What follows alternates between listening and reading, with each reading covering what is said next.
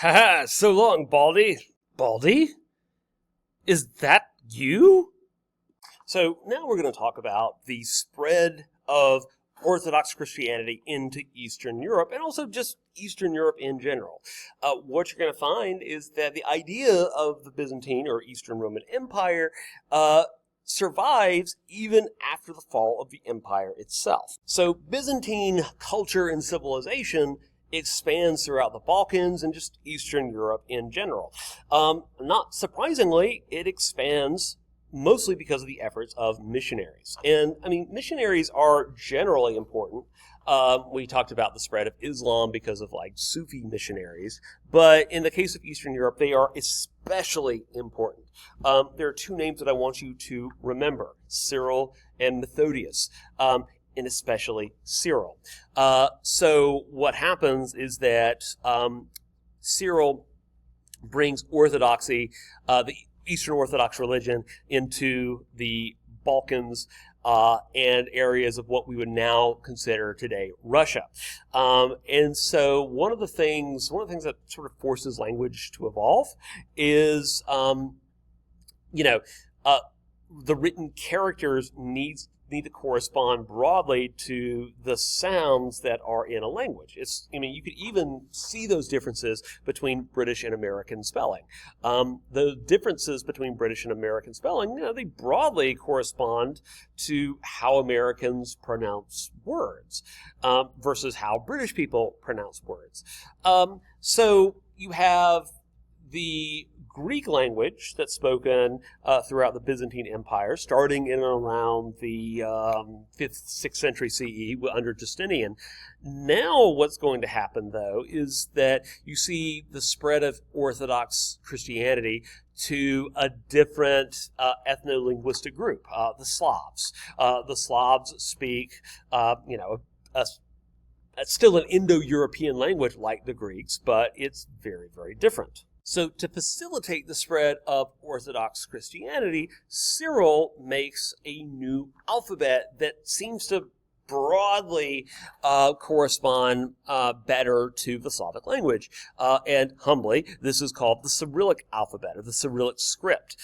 This, by the way, is the script that is used in the overwhelming majority of Eastern Europe. So, for example, Russia, Ukraine, Belarus, large parts of Eastern Europe use this script. So this also creates, basically a base of literate people throughout Eastern Europe.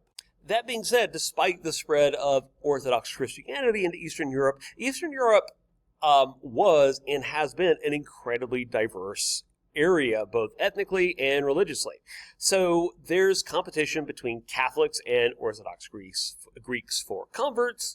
And what you kind of see is you see a split. You see that in places like Hungary and Poland, in other words, the more western parts of Eastern Europe, you see Catholicism take root more so. Now, you also see the establishment of monarchies and states with a strong land-owning aristocracy. The other thing that happens in and around this time period is you see the influx of large quantities of Jewish people. Jewish people specifically into areas of Poland.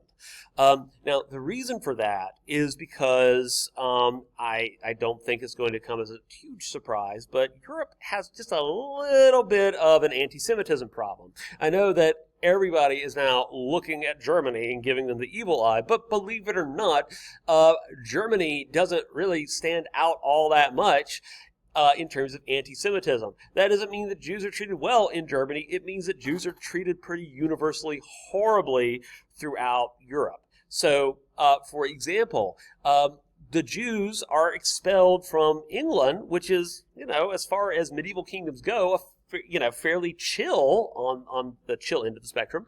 They're expelled from England twice, at the very least.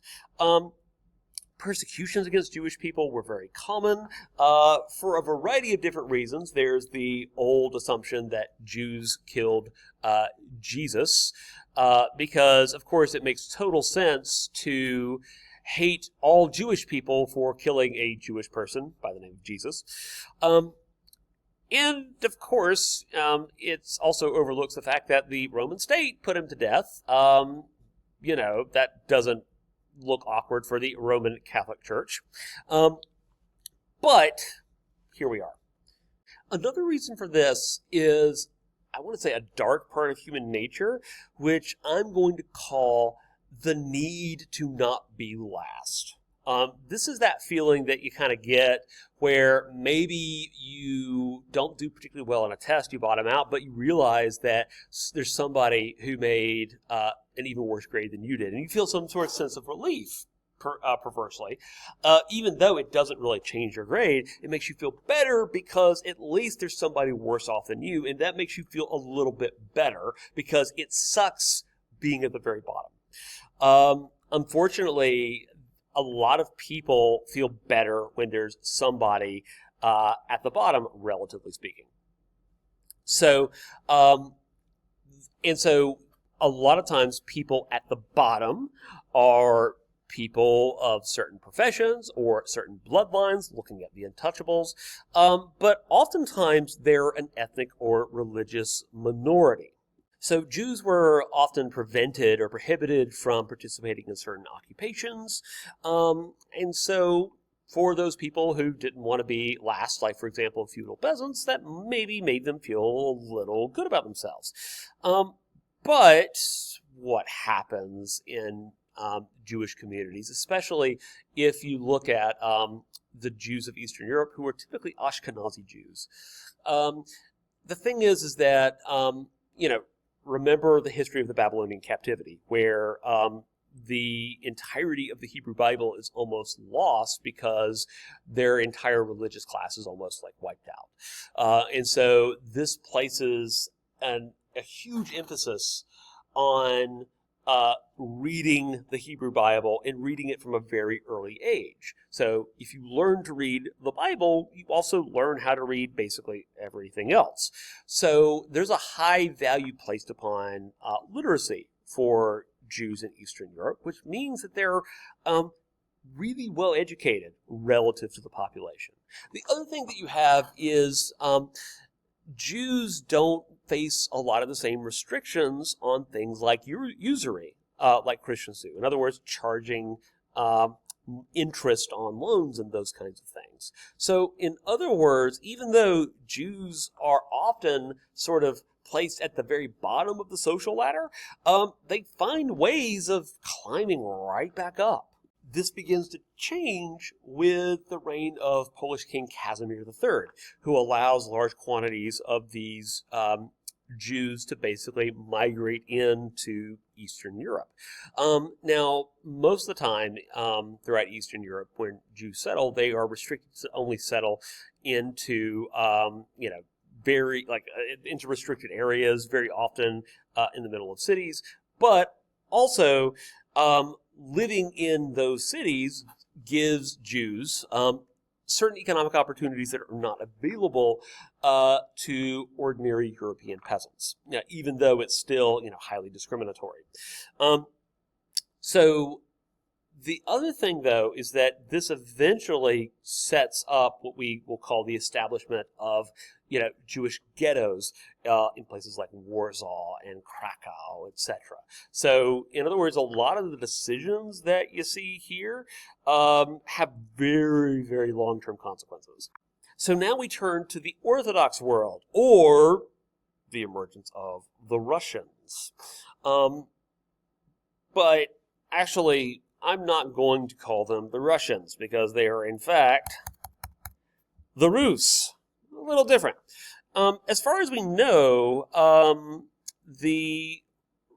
their groups of Asia basically migrate into the area associated with Western Russia during the time period of the Roman Empire. You have an agrarian society that knows how to do things like ironwork. You've got family tribes, etc. But they exist in this sort of buffer area between Scandinavia and the Byzantine Empire. And the thing is that there are a number of navigable rivers in this area, specifically the Volga River, which kind of flows this a ways. Now, in areas of Sweden, there is this group of people called the Rus. They begin as basically traders and, also sort of pirates and raiders that move along the Volga River, and they establish colonies, specifically the city of Novgorod. Now, they make their way further down the Volga River until they get to an area of central Ukraine, and there they establish the large trading city of Kiev. By 855, you have the establishment of Kievan Rus under Prince Rurik, and eventually Kiev expands to control several areas in modern-day Ukraine. The population of Kiev grows to about 30,000 people by around the 12th century CE. So, respectable in city terms in comparison with like Western Europe, etc. So far, when we're talking about Kievan Rus and, just the Rus in general, it's really an extension of Scandinavian history at this point, because they were originally Scandinavian in origin. And the thing about the Vikings, we'll just call them the Norsemen, is, of course, they were prolific traders. They traded basically wherever they could, and they had, ships that were very effective both at navigating rivers, but also navigating the open seas. So you see that the Norse are not only trading along the Volga River, they're also trading with the Byzantine Empire.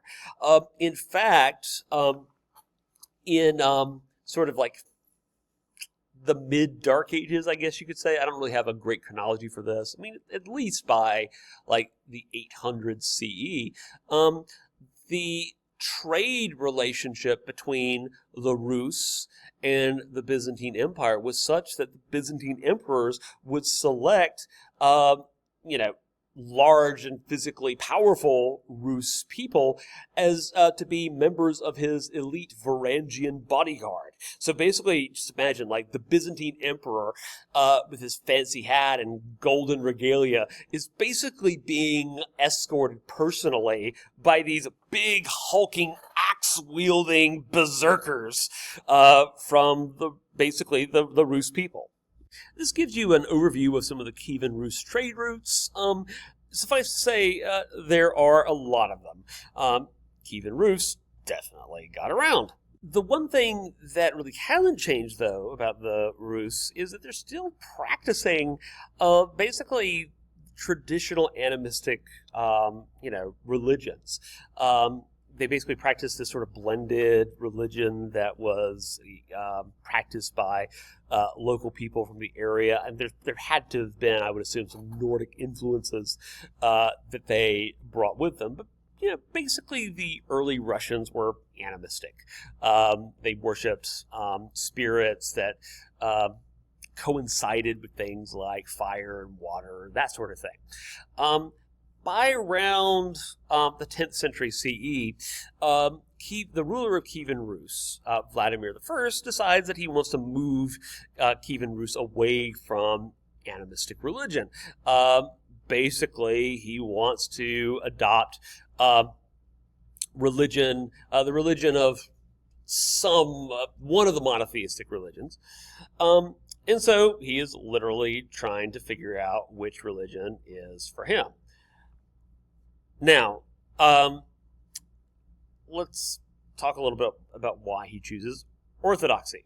So there is Judaism in Eastern Europe that we've already talked about, but Judaism is not really associated with any major empire at the time, and Vladimir also didn't understand why the God of Judaism would allow the Jewish temple to be destroyed.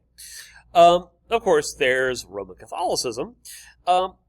Now, we don't know why he decided not to go with that, but we do have to point out the fact that in converting to Roman Catholicism, it means that you are also surrendering a lot of your power to the Pope. there's Islam, and of course, in the further east you go into Russia, the more likely you are to run across people who practice Islam. The issue with that, though, is, well, if you're a Muslim, you can't drink.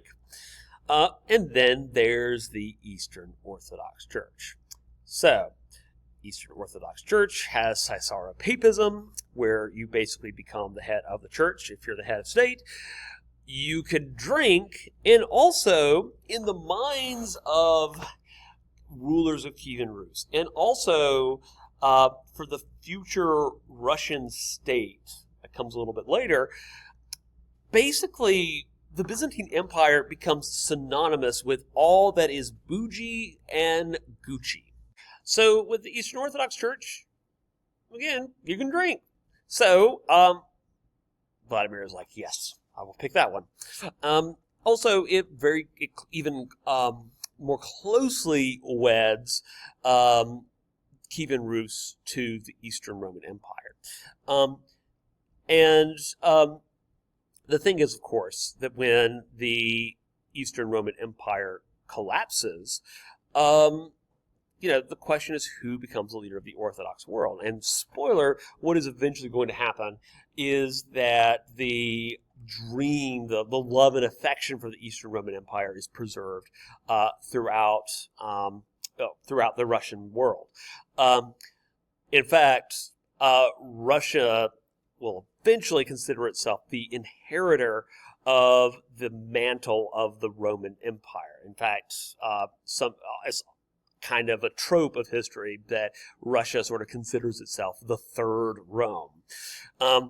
We're skipping ahead a little bit, but that's sort of what's coming down the pipe. So this is what develops the Russian Orthodox Church.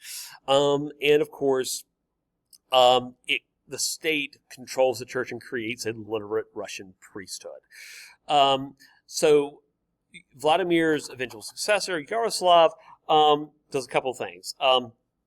He issues sort of a formal law code, much like Justinian, and in order to cement his legitimacy and to basically, wed Ukraine, Kievan Rus, to the rest of Europe, you have arranged marriages with Central European royalty. And of course, you have the translation of religious literature from Greek to Slavic so that these religious texts are accessible to the people. By the way, I would be irresponsible as a history teacher if I did not point out that the spread of Russian civilization begins in Kievan Rus, and a not inconsequential amount of the war in Ukraine can be better understood if you comprehend that basic fact. Whereas I think that a lot of the war is best explained because of contemporary developments, the fact is that Russia has long viewed Ukraine not so much as a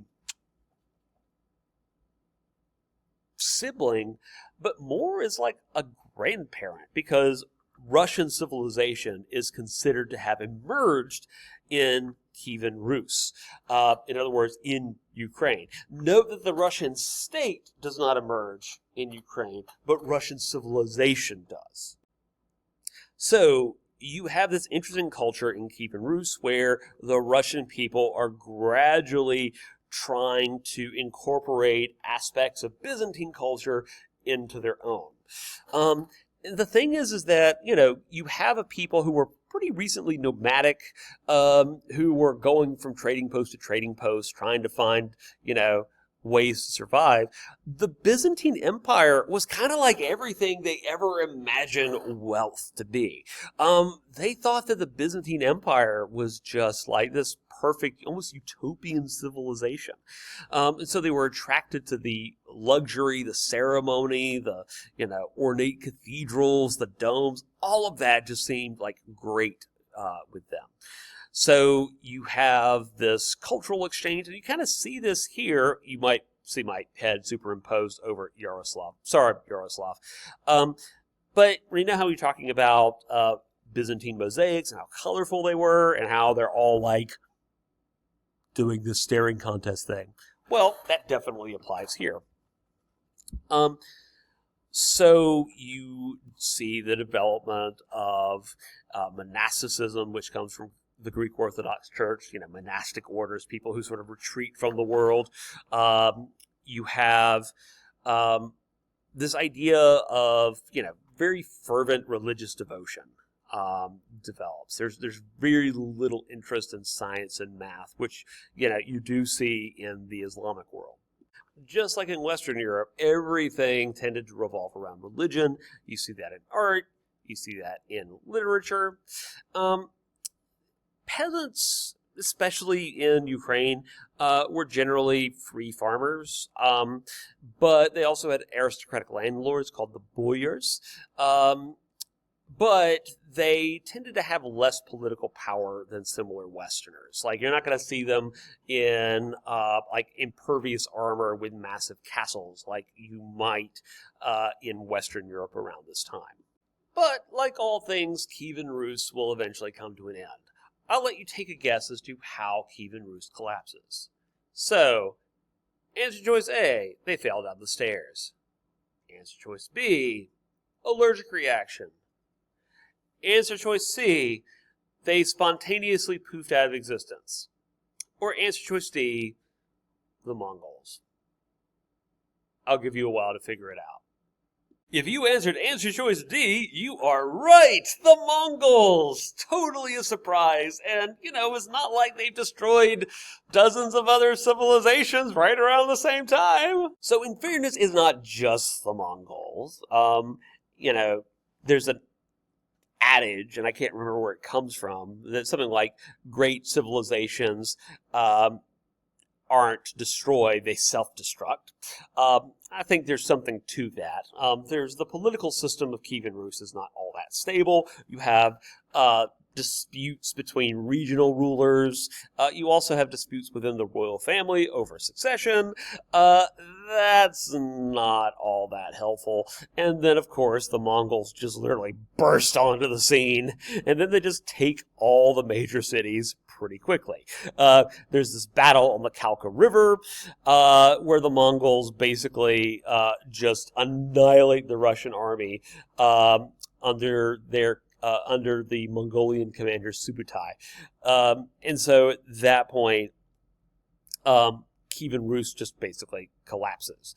And then, of course, in 1453, you have the fall of the Eastern Roman Empire, which reduces Russian trade and overall wealth. That being said, even though the Mongols basically destroy Kievan Rus, they don't destroy Orthodox Christianity or Russian culture or civilization. However, as we will find out, the Mongols do leave a very powerful imprint on the Russian people collectively. And there's an argument that the Duchy of Muscovy, which eventually becomes the Russian state, is a product of that Mongol conquest. We'll talk about that later.